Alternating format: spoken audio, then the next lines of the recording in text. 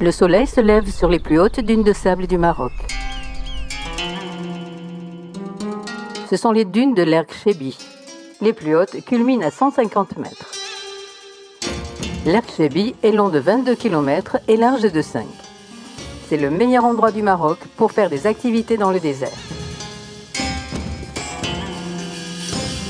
Pour nous, ça sera une excursion en voiture le matin avec plusieurs visites.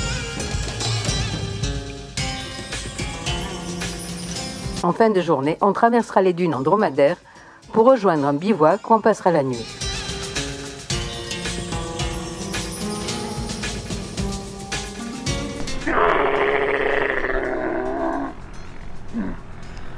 Juste à l'extérieur de l'hôtel, un chamelier fait une halte avant de commencer sa journée avec les touristes.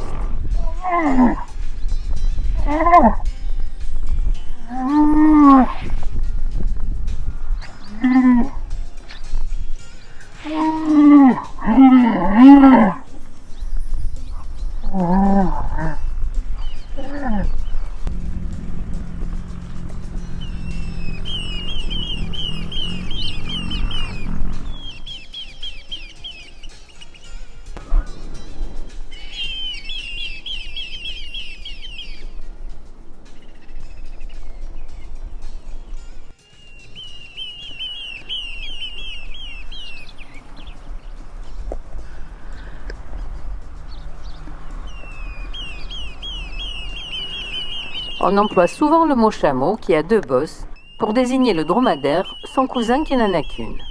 Mais le premier vit en Asie et l'autre en Afrique. Le dromadaire est bien originaire d'Asie, mais en migrant vers les déserts chauds d'Afrique, ses bosses ont fusionné en une seule, cet environnement lui demandant moins de dépenses énergétiques que celui dans lequel vit le chameau.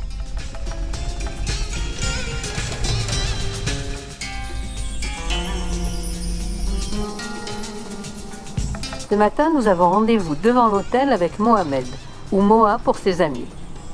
Il est natif de Merzouga, vit ici avec sa famille et va être notre guide et chauffeur pendant 4 heures.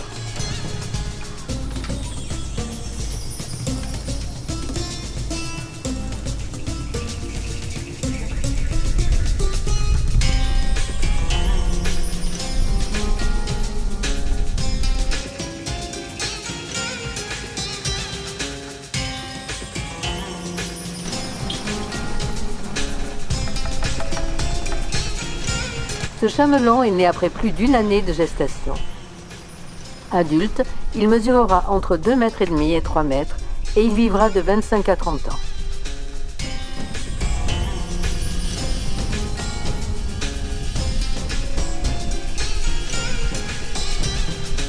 La bosse du dromadaire n'est pas une réserve d'eau comme on le croit souvent, mais d'énergie.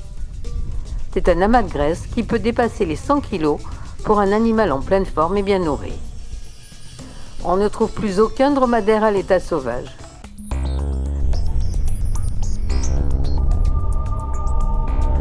On se dirige vers le village d'Assil-Abied, à 7 km au nord de Merzouga.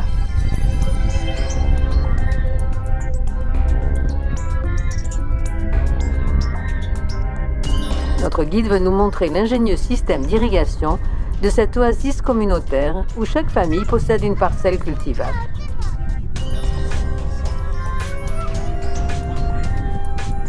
L'irrigation repose principalement sur la kétara. C'est une technique ancestrale qui remonte à plus de 1000 ans. Elle fut introduite dans la région par les Arabes dès le 7e siècle.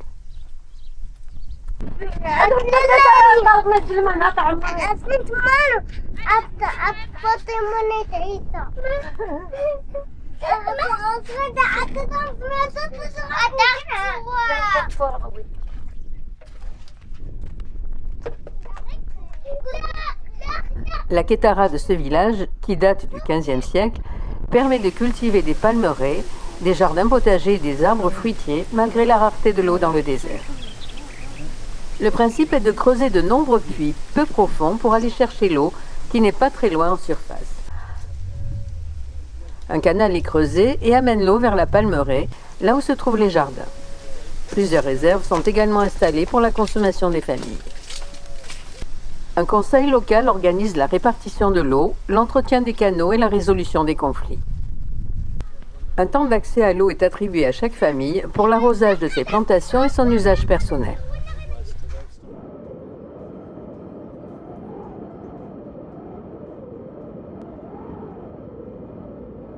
Merzouga était autrefois un petit village paisible de nomades sédentarisés. Il s'est rapidement développé en 2002 suite à la construction d'une route goudronnée. La région vit essentiellement du tourisme. Notre programme d'aujourd'hui est celui proposé aux visiteurs lambda comme nous.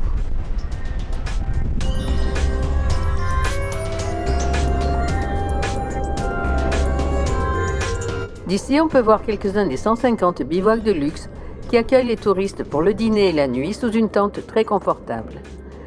Vous aurez l'air conditionné ou le chauffage selon la saison.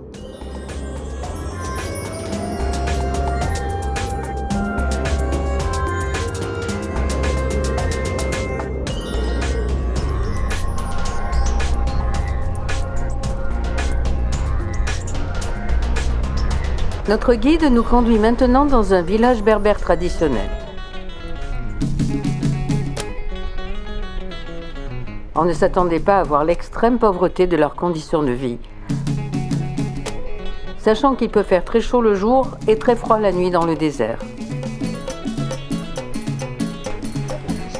So they're motorized? Or donkey? With donkeys, yeah. Mohamed nous dit que ces familles sans voiture utilisent les ânes comme moyen de transport. Je suppose qu'ils ramènent l'eau de Merzouga dans des gros jerrycans et qu'ils y achètent aussi leur nourriture, car je n'ai vu ni puits ni plantation. Sans doute que les hommes travaillent dans les activités touristiques à Merzouga.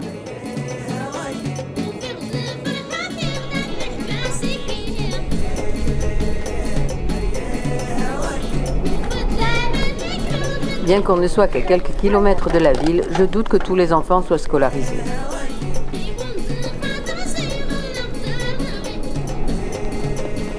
On a été surpris qu'on ne nous propose aucun objet artisanal à acheter et il nous a paru normal de laisser quelques dirhams aux personnes qui nous ont accueillis.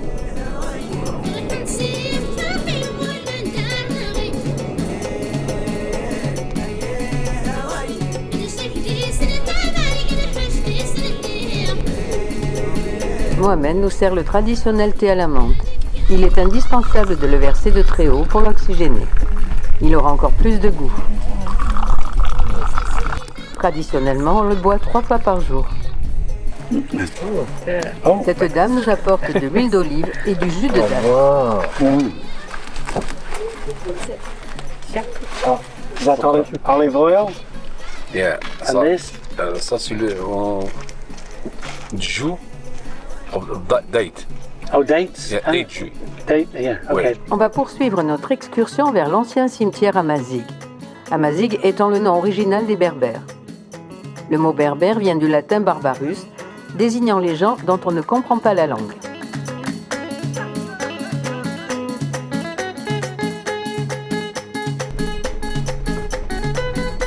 Ce village en ruine était une ville minière au temps du protectorat français. Les mineurs y exploitaient le quartz et les pierres qui produisent le colle. Historiquement, ce colle avait plusieurs usages, à la fois pratiques, esthétiques et symboliques.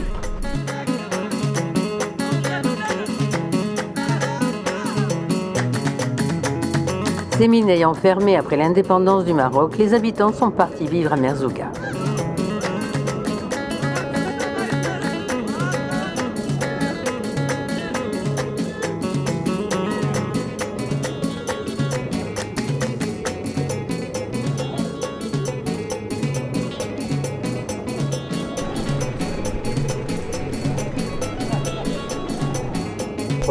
Bedouin, Berber and Touareg. Depuis un siècle sont enterrés là des Bédouins et des Touaregs. So, travelling?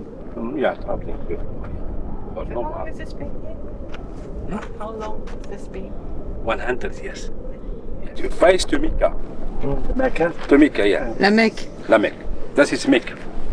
And La région de Merzouga et Ramia, comme le reste du sud marocain, est majoritairement musulmane. C'est pour ça que les tombes sont toutes orientées de façon à ce que le défunt ait le regard tourné vers la Mecque. C'est comme ça. Mais la pierre qui marque la tombe des hommes et la pierre qui marque la tombe des femmes sont perpendiculaires. Quand c'est une femme, Oh, qui est mort okay. enceinte. It's safe, Yeah. it's mort. C'est une chèvre d'une tribu. Une Ok. chèvre. So she was. D'après ce que j'ai compris, cet amas de pierres indiquerait que c'est la tombe d'une femme chef de It's behind tribu. a rock. If they got rocks on. Yeah. Okay. My war for tea. Before in Corona, 3 years. No war for us. No tourists. La région regorge de fossiles marins dont les plus vieux ont 500 millions d'années. Je vous en reparlerai dans ma prochaine vidéo quand nous serons à Erfoud.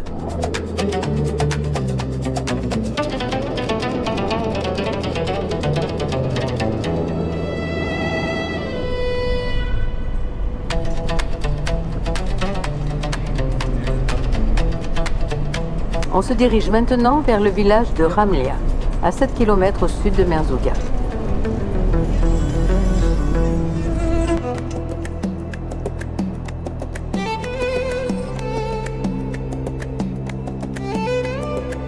Ce petit village est souvent surnommé le village noir, car ici vivent les descendants d'anciens esclaves venus d'Afrique subsaharienne. And there the people, it's black people. They living in this village. Yeah. They call Khamlia. On les appelle Gnawa ou Bambaras.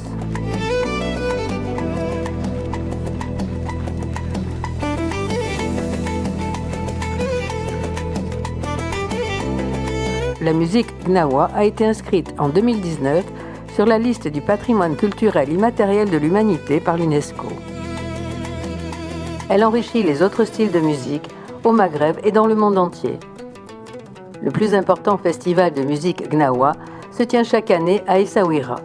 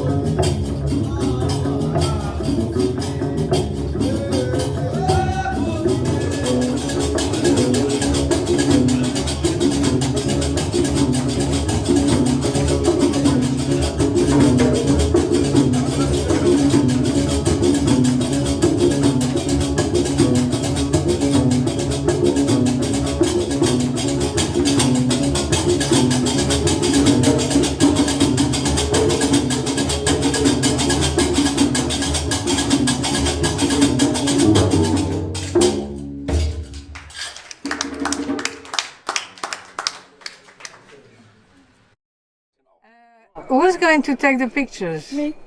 She's going to take a picture. Okay. You good? Did you dance, Thank you. Dave? Pardon? Did you dance? No, we didn't dance. No, but we listened. Ce restaurant est noté 4,9 sur TripAdvisor. Et effectivement, on s'est régalé.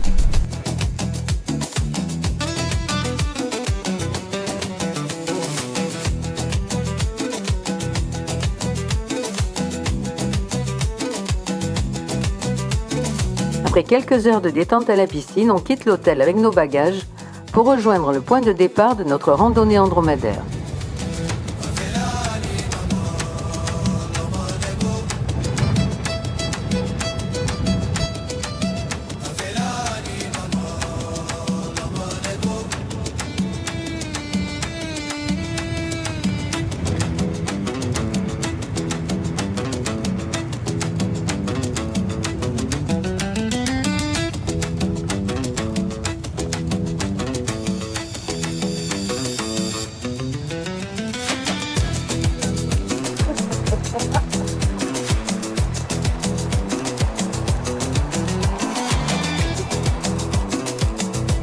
You like that?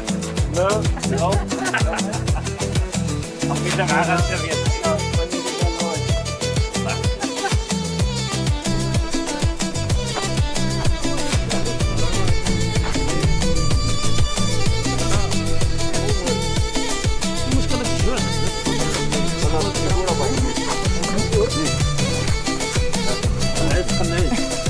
J'avoue qu'à ce moment-là, je ne suis pas très rassurée. C'est plus facile de monter sur un cheval que sur la bosse d'un dromadaire. Et lorsqu'il se relève, on est brusquement balancé vers l'arrière puis vers l'avant. On a intérêt à bien se cramponner.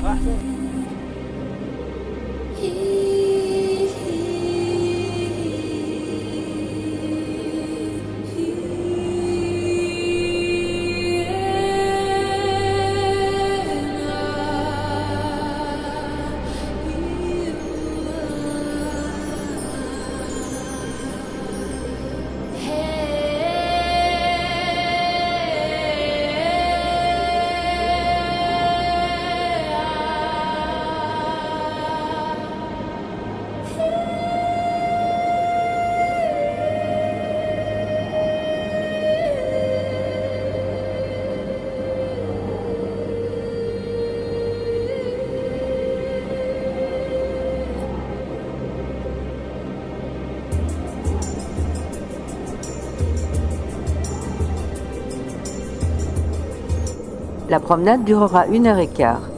Et même si ça n'est pas très confortable, c'est une merveilleuse expérience.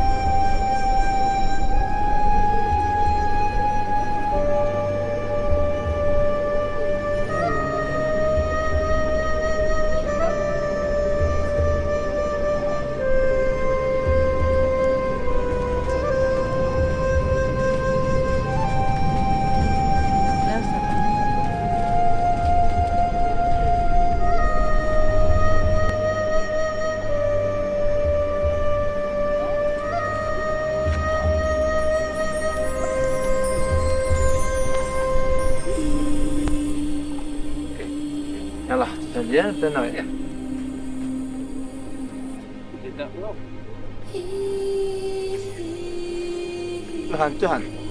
Tuhan. Yeah. It's difficult. Yes, I know. I'm going to it. And there's like 2 rooms, maybe. No. Only They one? were all the same. Same. But the like, can you give the like the Very good. very good. Very good.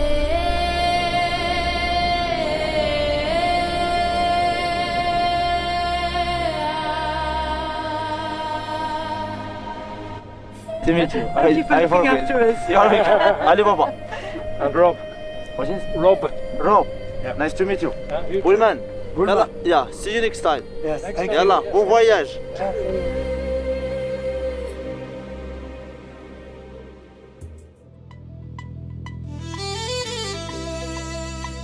Depuis 2016, le tourisme a explosé et on estime à 12 000 le nombre de touristes qui séjournent à Merzouga chaque mois, alors qu'il y a environ 7000 habitants dans la région.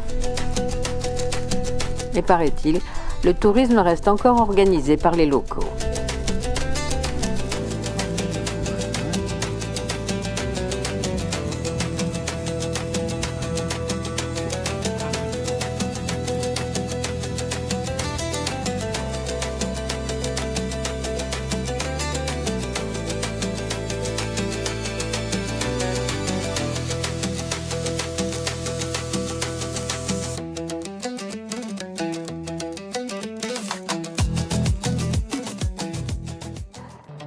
Demain, on quittera Merzouga pour le Ksar de Tinejdad, en passant par Erfoud, la capitale des fossiles marocains. Puis on descendra dans une kétara. On rejoindra Boulan de Dadès et ses étranges falaises rocheuses, en passant par les spectaculaires gorges du Todra. J'espère vous revoir dans ce prochain épisode.